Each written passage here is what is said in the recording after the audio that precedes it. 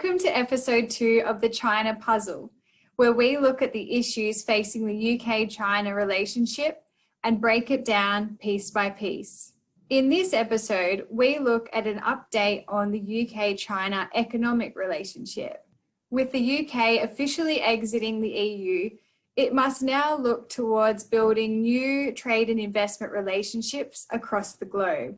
As the second largest economy in the world, it makes sense for the UK to look towards China as it presents significant opportunities for the UK as an investor and trading partner. I'd like to welcome our guest for this episode, Sir Geoffrey Clifton-Brown, member for the Cotswolds, and Professor Kerry Brown, director of the Lau China Institute at King's College London. Welcome to you both. Hello.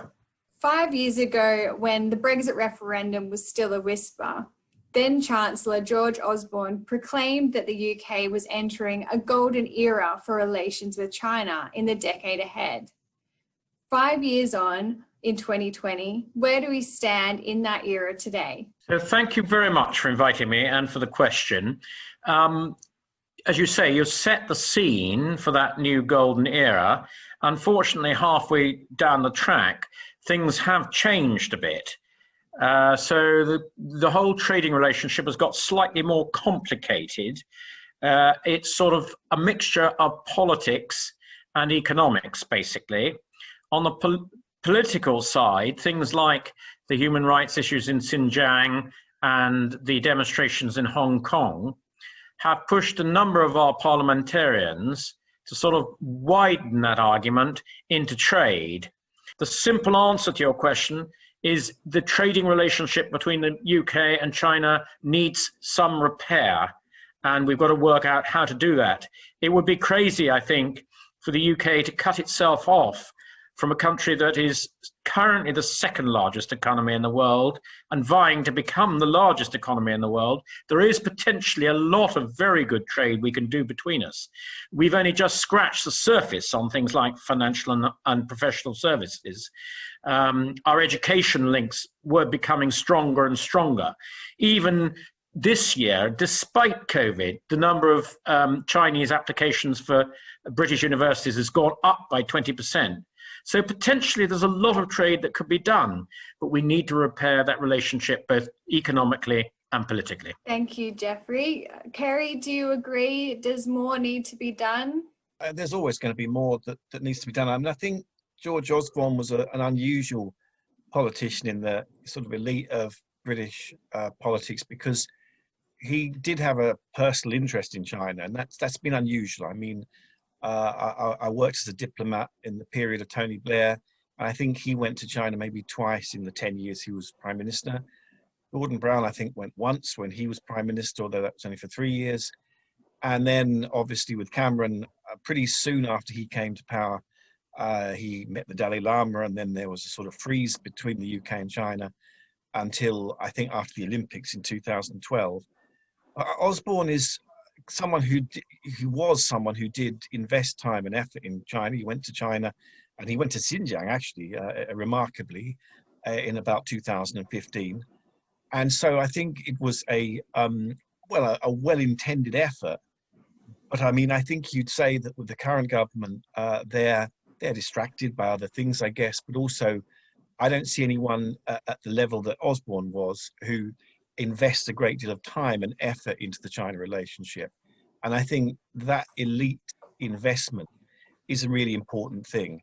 And I guess the final thing is, at the moment, there's so many things going on that it's not likely, certainly in the next few months, that you're going to get that investment of time and effort. But I think once we are through, hopefully as soon as possible, these big challenges, obviously it's going to need to rebuild that relationship. Everything is frozen at the moment because of COVID and everything else.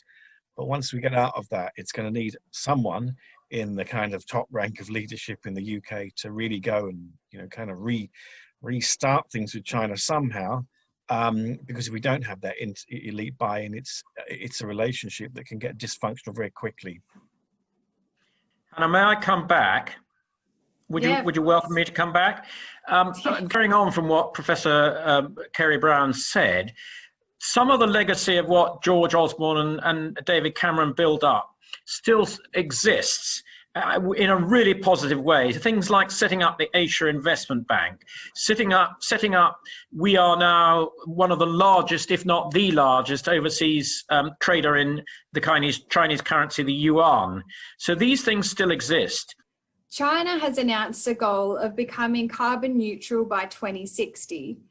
What role do you think this will play in the COVID economic recovery, and how realistic is this ambition? Well, quite simply, if we're going to meet our carbon reduction targets, our carbon neutral targets of 2050, and China has now, as a result of its statement to the UN very recently, announced a carbon neutral target of 2060, we need to work very closely together to achieve those targets. And we need to encourage the United States to be involved in that agenda. It's a really important agenda, and it's one that we can build our relationship with China again. If we're really going to achieve meaningful targets for this generation, it's essential that China is drawn into this cooperation. And the UK, I think, is ideally fixed to be a encourager, a catalyst, if you like, to the United States to get drawn into this argument and to help, as you say, with technology. And I think there's a lot of benefit to both China and the UK in technology. We are creating a lot of green jobs in how you solve some of these environmental problems. Both China and ourselves are very interested in renewable energies. We're cooperating at the moment in Hinkley C over nuclear. We'll be cooperating over things like windmills and photovoltaics. Over the biodiversity, various initiatives in cleaning up our oceans. There's an awful lot we can cooperate on. Definitely. Well, that's very positive to hear. Kerry, did you have any comments on China's aspirations in terms of going carbon neutral and the feasibility of getting there in that timeline? Well, I mean, it's an important thing for China to say, and it's an important thing that Xi Jinping said it, where he said it, when he said it. I mean, the big problem is that China's coal usage is still phenomenal.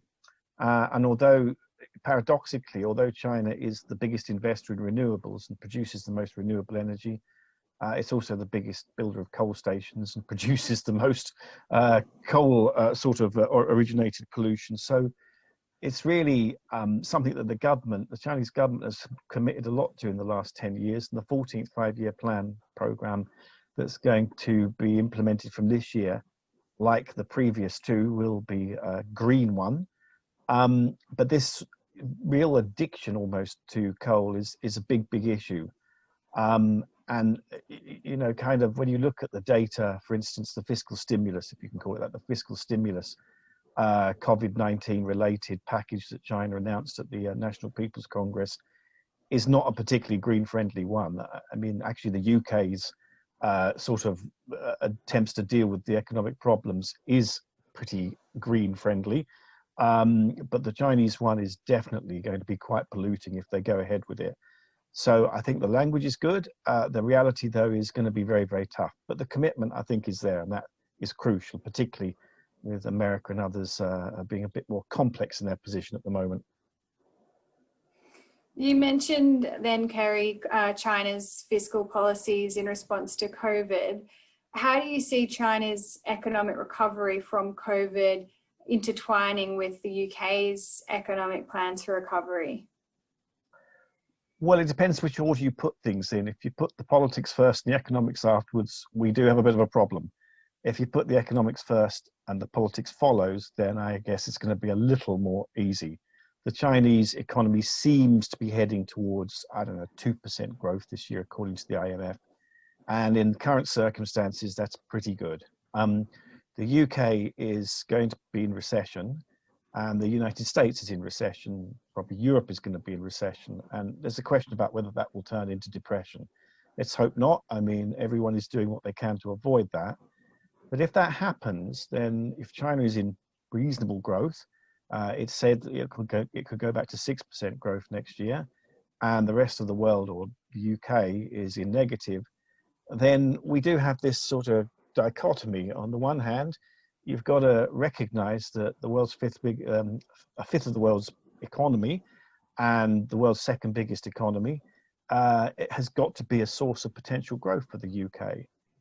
The China-Britain Business Council recently warned that the UK needs to prevent any political differences with China from getting in the way of its economic relationship. Do you agree that it's possible to compartmentalise the political and economic relationship between the UK and China? You certainly could compartmentalise them. There's no problem about that. Whether we will compartmentalise them politically, I think is an open question. Certainly in our economic interest, we ought to be able to say to China, look, what is pragmatically the best thing for us two nations to be doing? And that is to trade as much as possible. And then to sort of say, well, okay, we will have differences over human rights. Let's talk about that, but let's not allow that to override everything else in terms of trade. And I think that's the mature way of dealing with this. And I hope the British government and Parliament will be able to do just that. Former Communist Party leader Deng Xiaoping once said that China should cross the river by feeling the stones in its approach to the world. Do you think that this is sage advice for the UK when approaching its relationship with China? The first thing to say about that quote is that we are in the middle of the river. So we have to work out whether we're going to come back out of the river the way we've come, or whether we're going to continue to build positively and try and get to the other side. But I think also that the Chinese need to understand the difference between our two systems. In a democracy, people will speak out. They'll criticize their own government, let alone criticizing other people's government. And the Chinese get very sensitive when we criticize them. And I just say to them, you have to understand that in a democracy, people will criticize you. That's the nature of a democracy. You will make your case, we will make our case. But let's continue to be friends. We have no arguments at all with the Chinese people. We like the Chinese people. They come over here. They're very entrepreneurial. So let's, as people to people, have a good relationship and then try and trade as much as possible. And I think through trade, frankly, we'll understand each other better. That figures of education that I talked about earlier, the more Chinese students come over here and experience our system, they will understand how a democracy works. And equally, I would like to encourage more of our British students to go and at least have some of their education in China, because then they would understand the system that the Chinese government operates. And they are totally different. Indeed. Professor Brown, is that, the case in your view? Do you think that a stronger economic relationship will help form a greater basis on which to have difficult conversations politically with China between the UK? I mean, it's really changed. I think I was reflecting on this recently, even 18 months ago. It wasn't so difficult to talk about China in the UK or in Australia. And now the issue of China within the UK, not with China, but within the UK, has become very politicized. And so the language that one uses, for instance, about Xinjiang can be very, very difficult because, what kind of a problem is it? There's a range of vocabularies from genocide to sort of other kinds of language. And, the choice of those vocabularies is important, and the evidence that they're based on, but also the reason for why these are issues. And I guess it sort of means that we're fighting almost on two fronts. We're aware of very serious issues that we always will have and always have had with China, in differences, as Sir Geoffrey has referred to. But also, I think that there has been a fragmenting of consensus in the UK, for instance. And I think that is going to be something we have to sort out within ourselves. And I think the economy will probably sort that out. I think at the moment we're in the middle where, it's not very clear whether the UK will go the same way as Australia or whether it will become, it will continue its more pragmatic approach. Definitely. I mean, in order to prevent it to getting to that point, who do you think needs to step up to shape the dialogue? Whose role is it to create a different narrative? Well, I think it is about elite politicians in the UK committing some political capital. and that isn't easy at the moment. But I think at some point they're going to have to do it. Now, I mean, so strangely, the Prime Minister is probably the one that, he's been to China quite a bit. There's a splendid photo of him in Silk Alley. I remember going by, you know, where you get all the counterfeit goods in Beijing, sort of buying stuff there, I think when he was mayor of London in 2008, at the Olympics. I mean, I think that at that level, that's the level it has to come from. And it needs to be framing the UK's debate about China. I mean, he said that he's a Sinophile, he's not a Sinophobe, but obviously he's having to say a lot of other things at the moment. At some point, I think he's really got to basically devote a lot of political capital to this issue when maybe there's not much political capital around, but at that level, that's where it needs to come from. So Geoffrey, as an MP in the current government, do you agree? I mean, how much more does the government need to do to create and shape this dialogue to be more pragmatic or constructive? Well, I agree with Kerry. It does need political capital. And I mean, I've spoken to the Prime Minister. He tells me he's a friend of China. Dominic Raab is well disposed towards China, our Foreign Secretary. So I think there is a goodwill there. Of course, they have to a little bit take into account what their own political supporters are saying, but equally it's up to a Prime Minister to take the lead. That's very good advice. Thank you, Sir Geoffrey.